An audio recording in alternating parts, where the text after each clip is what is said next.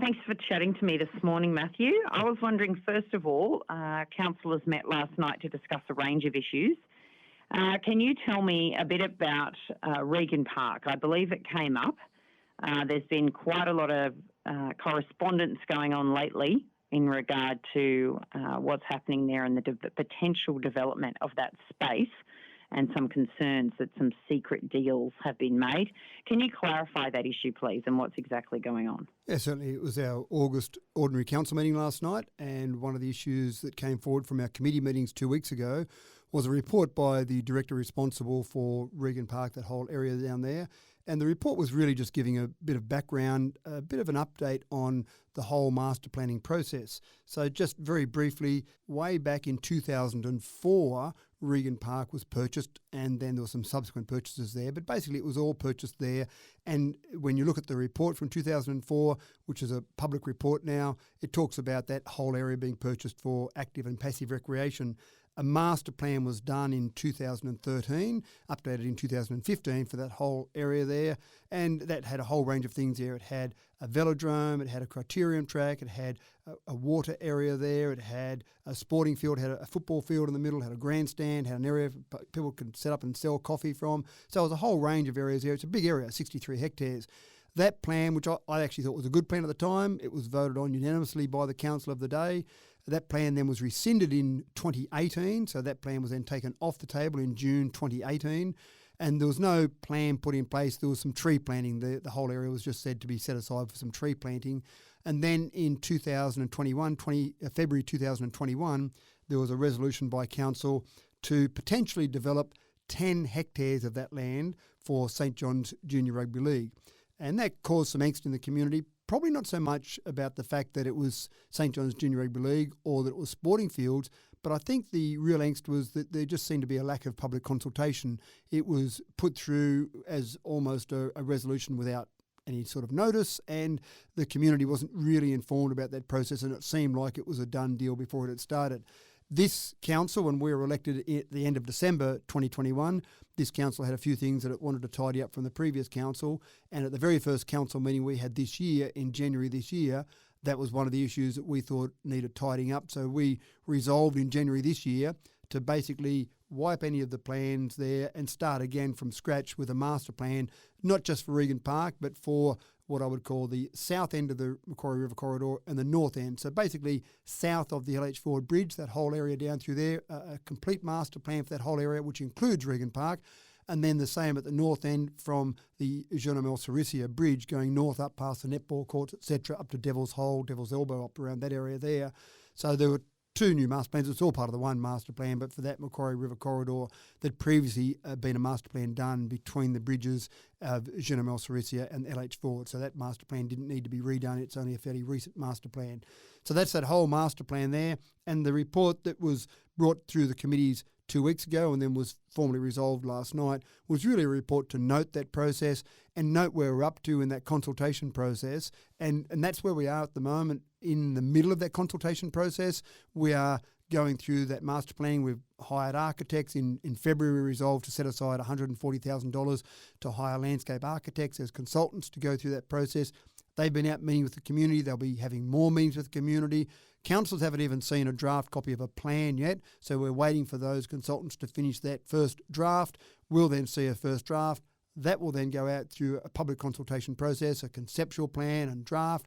It won't be resolved, this whole issue won't be resolved till sometime next year, because there are so many steps left to go. And that's where I suppose councils are at the moment. We've got to wait for this process to go through. There's no point in councillors going out tomorrow. It would be very poor for councillors to go out tomorrow, in my opinion, to say, yes, we formally resolved that we'll put this land aside for any purpose, whether it be sporting, environmental, any particular club, any individual purpose.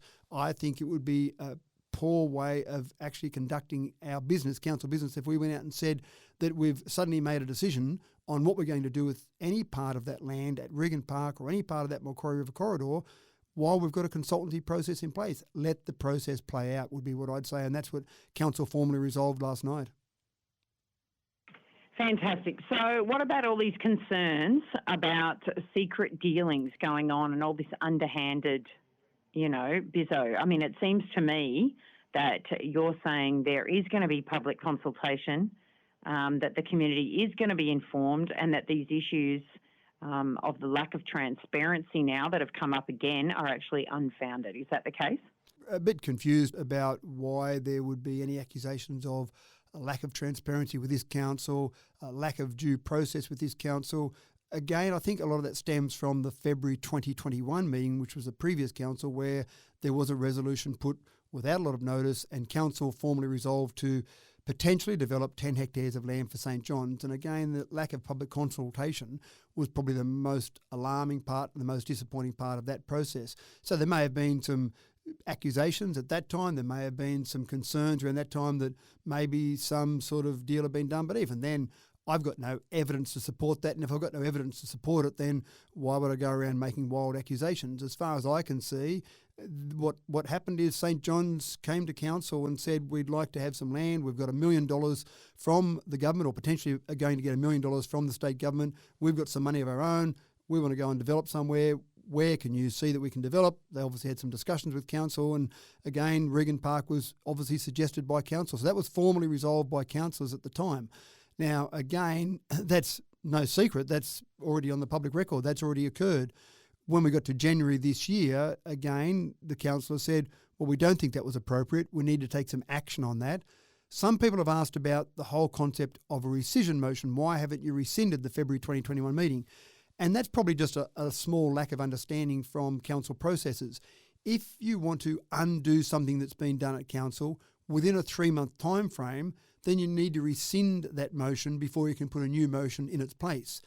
After 3 months, if no definitive action has taken place, if no actions have occurred, if the thing that you resolved hasn't actually been done after 3 months, you don't need to have a rescission motion.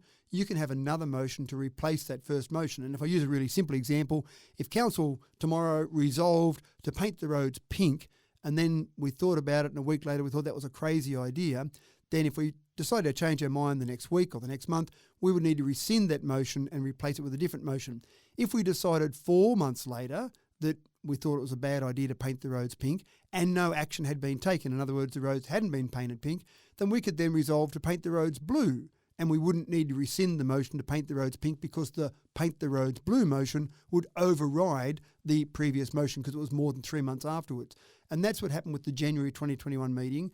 We resolved to go forward and change what was happening at Regan Park. We didn't need to rescind the February 2021 meeting. So that's what happened in January, and then February again, that was reconfirmed with an allocation of $140,000 to do that consultancy. I'm not aware of any secret deals. If there were secret deals done, then those secret deals would have to be done with a majority of councillors. So that means you would have to say some sort of secret deals with 6 of the 10 councillors to get a resolution through council. And I'm a little bit disappointed in community members who go around making claims like that, because that's really saying that someone at St John's or some group or individuals at St John's are involved in underhanded dealings. It's also saying there's a majority of councillors involved in underhanded or corrupt dealings. It's also saying that councillors and St John's are lying about this. So there's some fairly serious allegations that people in the community are making about both St John's and councillors. And if you've got some proof, some evidence of these supposedly secret dealings, then I would suggest to people to bring those forward. But if you haven't got the evidence, then I would suggest that people wait and let the process play out. And that's where councillors are at, and that's what we resolved last night. Very well put, Matthew. Thank you so much for that. Now, the other issue I want to talk to you about is Gundagai and Cootamundra councils have decided to demerge, having been forced into a merge in 2016. Can you tell me a bit about, I suppose in the community there's talk about this, Wellington and Dubbo merging and whether or not it could be on the cards for Dubbo and Wellington to demerge, whether that's a factor that should be considered in light of this case. Yeah, certainly. I'll go back one step. When you said that Cootamundra and Gundagai have decided to demerge, it's a little bit more complicated than that. They've been pushing to demerge for some time. They would have liked to have not amalgamated in the first place, and then after the amalgamation, they've certainly been pushing. So they've decided a long time ago to demerge. The decision that's just come through was the local government minister, Wendy Tuckerman, has granted permission for them to demerge. And that's the first one of those councils from 2016. I think there were 20 councils from memory in 2016 that were forced to amalgamate. And this is the first example where demerge has been given permission by the local government minister. Now, that involves a boundaries commission. It's a fairly complicated process to go through. We obviously fought, both Dubbo and Wellington councils at the time formally fought the amalgamation process. So that goes back to 2015 and through to 2016. Finally, the amalgamation occurred across the state with those 20 councils on the 12th of May 2016. Dubbo Council wasn't happy about that. Wellington wasn't happy about that, but we had no choice in it. It was a decision made by the local government minister, by the government of the day. That's now gone forward. We had an administrator in place for a time, then we had a new council elected, and that's gone through.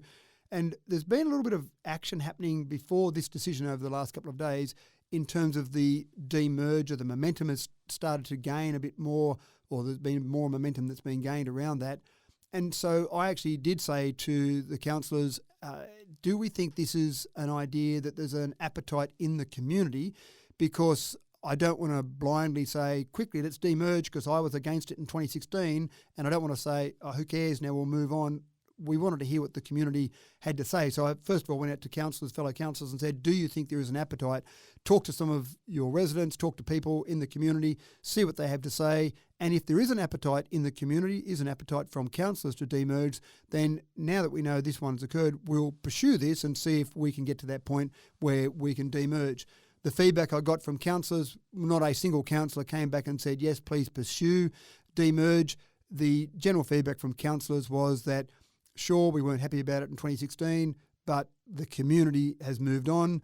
It's hard to unscramble an egg, so we should just make this amalgamated council work as well as it possibly can. And I think there's huge potential for the amalgamated council, and I think the potential or the best way to go forward is to see how we can make this work as well as possible. Now, that's, again, based on feedback from my fellow councillors and feedback from the community, but when people hear this, if there are lots of people out there who really want a demerger, then they need to talk to councillors, need to really get some momentum going in the community, and we will follow the lead from the community if the community thinks that this is a good idea. But again, at this stage, we're not pursuing any demergers. What were some of the concerns you and some of the other councillors had in the beginning about the merger, and have they been founded over the years since?